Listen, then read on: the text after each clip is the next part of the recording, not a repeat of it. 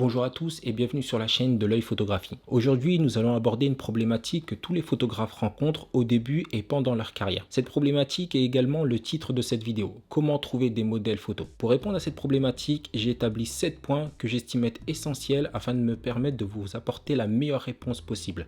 Sans plus attendre, passons à la première. Le premier point est une toute petite question qui est: pour quelle raison êtes-vous à la recherche de modèles photos? Et à cette petite question, il n'y a que 4 réponses possibles. La première, c'est vous êtes à la recherche de modèles photos dans le but de réaliser des tests de techniques de photo. Vous perfectionnez dans votre discipline. Peut-être c'est pour réaliser du simple portrait, des photos d'événements style mariage, baptême ou peut-être même le style boudoir. Le but est vraiment de vous faire gagner en compétences et en qualité de photo. La deuxième réponse possible, c'est vous souhaitez réaliser votre vitrine, c'est-à-dire votre image, que ce soit sur les réseaux tels que Facebook ou Instagram, ou voire même votre image sur Internet, à travers votre propre site Internet. La troisième réponse possible, c'est que vous souhaitez réaliser votre pub, c'est-à-dire que les gens sachent qui vous êtes et surtout ce que vous proposez. Et la quatrième réponse, qui est l'ultime réponse, c'est que vous êtes à la recherche de modèles photos dans le but de les transformer en clients potentiels afin de gagner votre vie. Maintenant, passons au deuxième point. Le deuxième point, ce sont les sujets tests. Les sujets tests, ce sont toutes les personnes qui vont accepter de jouer le jeu pour vous servir de cobaye pour toutes vos expérimentations. Chaque photographe a à disposition le meilleur cobaye qui soit. Je vous le donne en 1000, cette personne n'est rien d'autre que vous-même. Vous êtes disponible au moment où vous le voulez et géographiquement, vous êtes la personne la plus proche de vous-même.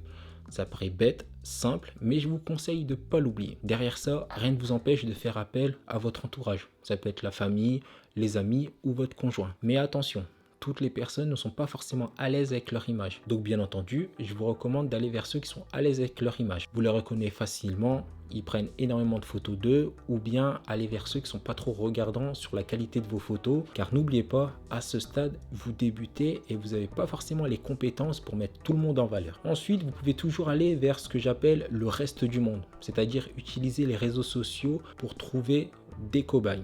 Ça peut être sur Facebook, sur Instagram. Pour ma part, j'utilise Instagram et je choisis mes cobayes entre guillemets en fonction de leur nombre d'abonnés. Ça veut dire que je vais vers ceux qui ont un nombre d'abonnés inférieur à 1000. Bien souvent, ce sont ceux qui prennent des photos d'eux-mêmes avec leur smartphone et donc ils ne sont pas forcément regardants sur la qualité de leurs photos. Alors que moi, avec un boîtier qui est de meilleure qualité qu'un smartphone, je peux tout simplement leur proposer des photos de meilleure qualité. Et étant donné que mon boîtier fait des meilleures photos, déjà je pars avec un avantage, c'est-à-dire que ma photo finale sera plus impressionnante qu'une photo avec un smartphone. C'est logique. Donc déjà, mentalement, ça permet d'aller un peu plus sereinement. Ensuite, c'est toujours mieux de se faire prendre en photo par quelqu'un d'autre que par soi-même. Donc tous les comptes de photos où les gens sont pris en selfie peuvent être des cobayes potentiels. Et bien entendu, plus vous allez monter en compétence et en qualité de photo, plus je vous recommande d'aller vers des comptes Instagram qui ont de plus en plus d'abonnés. Maintenant, passons au troisième point. Le troisième point, je l'ai intitulé « Affronter votre peur ». Tout le monde n'est pas extraverti. Tout le monde n'a pas la facilité d'aller aborder les gens pour leur demander de servir de modèle photo. Encore plus quand vous avez réalisé encore aucune photo précédemment. C'est pour ça, faites des tests sur vous-même avec des personnes de votre entourage si possible afin d'avoir de la matière à présenter. Car il n'y a rien de plus difficile de convaincre quelqu'un de vous faire confiance alors que vous avez absolument rien à présenter. C'est vraiment une tâche très difficile, surtout en photo. Parce que là, les gens vont vous confier leur image et ils ne veulent pas la confier à n'importe qui. Donc c'est pourquoi je vous recommande de voir les personnes de votre entourage. Si ça ne fonctionne pas, essayez les réseaux sociaux en fonction du nombre d'abonnés, comme je vous ai dit précédemment. C'est des techniques qui marchent assez bien. Bien entendu, vous expliquez votre démarche, que vous êtes à la recherche de modèles, que vous voulez tester vos techniques de photo, etc. Et si vraiment cette carte-là ne fonctionne pas, il vous reste le joker. Allez dans la rue, demandez aux gens de jouer le jeu. Si vous pouvez les prendre en photo, une ou deux par-ci par-là, juste histoire d'avoir quelque chose à présenter et surtout pour vous, avoir la possibilité de vous exercer sur telle ou telle prise de vue. Maintenant, passons au quatrième point. Le quatrième point, je l'ai intitulé les sujets clients. C'est un point extrêmement important car c'est un point sur lequel vous n'aurez absolument aucun contrôle. Je m'explique.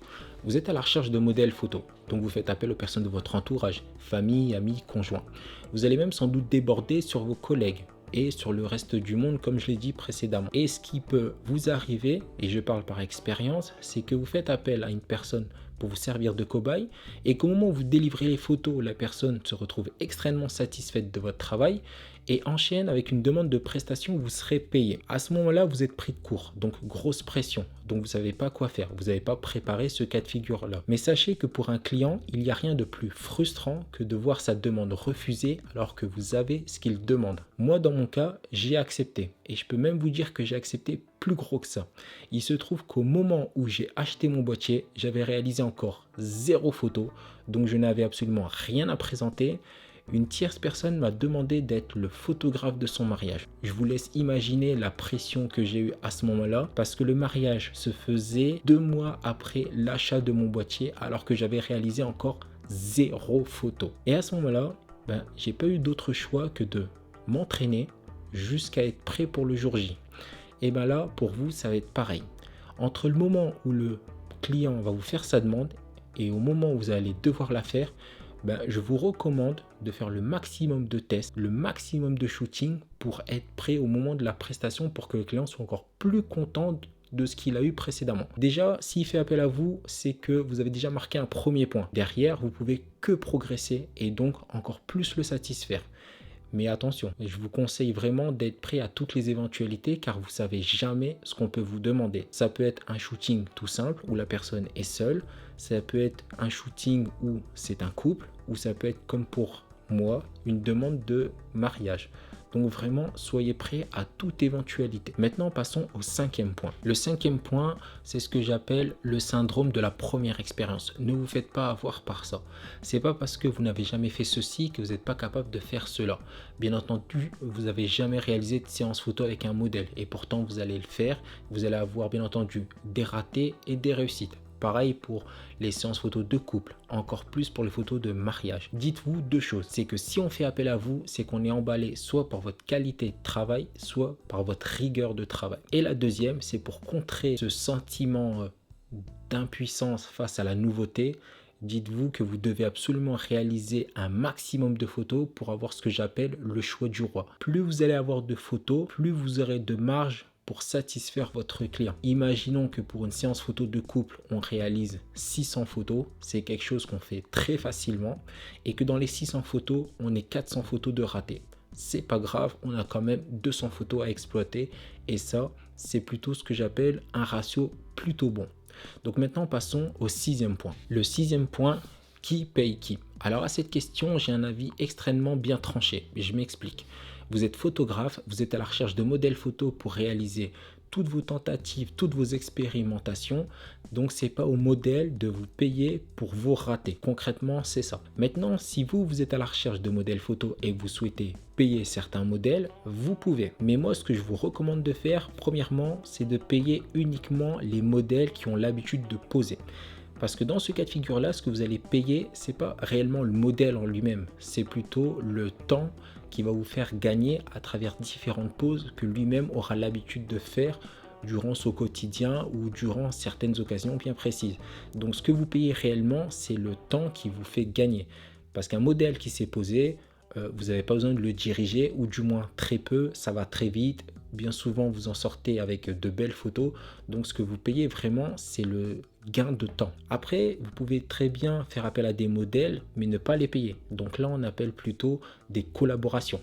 Et c'est sur ce point-là qu'on va entamer le dernier point, le numéro 7. Le 7e point, c'est réaliser une collaboration. Une collaboration est tout simplement un accord qu'il y a entre le photographe et le modèle de travailler ensemble sans qu'aucun des deux côtés ne soit payé.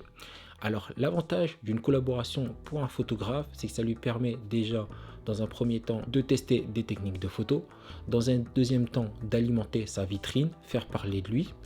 Et l'avantage pour un modèle de réaliser une collaboration, c'est que ça lui apporte de la matière pour alimenter son image sur les réseaux sociaux ou son book afin de démarcher des agences de mannequins. Les collaborations, c'est une méthode très connue, assez bien répandue, surtout sur les réseaux sociaux. Et de mémoire, sur Facebook, vous pouvez retrouver pas mal de groupes de collaboration entre modèles et photographes qui acceptent de travailler ensemble afin de pouvoir s'exercer sur différentes techniques, avoir de nouvelles photos, etc. Alors moi, pour ma part, J'ai jamais utilisé ces groupes-là, donc je pourrais pas vous faire de retour aussi bien positif ou négatif. Donc vraiment, je ne vais pas parler de ça parce que j'ai pas mon mot à dire là-dessus. En revanche, sur Instagram, là où je suis très actif, il y a énormément de modèles qui acceptent de faire des collaborations, mais je tiens vraiment à préciser qu'il est important que chaque partie se mette d'accord sur comment se passe la séance photo. C'est-à-dire que si c'est une collaboration, il faut que ce soit clair dès le départ, qu'il n'y ait pas de sous-entendu ou d'ambiguïté, etc. On évite toute mauvaise surprise, on est clair dès le départ, et ça permet d'installer un climat de confiance dès le départ et surtout sur du long terme. Donc maintenant, passons un peu au résumé. En résumé, la problématique de cette vidéo était comment trouver des modèles photos. Maintenant, vous connaissez la réponse. Il y a vous-même, votre entourage, les réseaux sociaux, petite parenthèse sur Instagram, mettez hashtag le nom de votre ville. Vous allez tomber sur des personnes qui ont l'habitude de publier et qui seraient à même d'accepter d'être des modèles photos pour vous. N'hésitez vraiment pas à aller les contacter. Les gens ne sont pas méchants, bien au contraire, ils sont plutôt bienveillants, surtout quand vous expliquez votre démarche. Derrière ça, si vous avez quand même peur d'aller les contacter, vous pouvez toujours voir les groupes sur Facebook de collaboration. Les gens savent pourquoi ils sont là et la venue d'un photographe ne peut être que du plus pour eux. Bien entendu, cette vidéo touche à sa fin malheureusement. Je vous remercie de m'avoir suivi. Vous connaissez la chanson. Likez, commentez, partagez, mais surtout abonnez-vous. Et on se dit à la prochaine pour la nouvelle vidéo. Ciao, ciao!